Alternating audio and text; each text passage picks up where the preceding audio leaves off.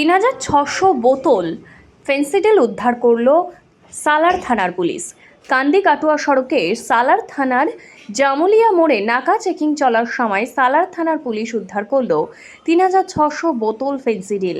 Police নাকা checking চালানোর সময় একটি গাড়ি দাঁড় করায়, যার নাম্বার WB65C5124। সেই গাড়ি থামিয়ে চেক করার পর উদ্ধার হয় এই ফেন্সিডিলের সাথে আটক করা হয় দুজনকে। ধৃতদের নাম জাহাঙ্গীর শেখ ও শুকুর শেখ। ধৃতদের বাড়ি সালার থানার পূর্ব শেখপাড়া গ্রামে। ধৃতদের আজ NDPS ধারায় মামলা দায়ের করে কান্দি মহকুমা আদালতে হাজির করাও হয়েছে।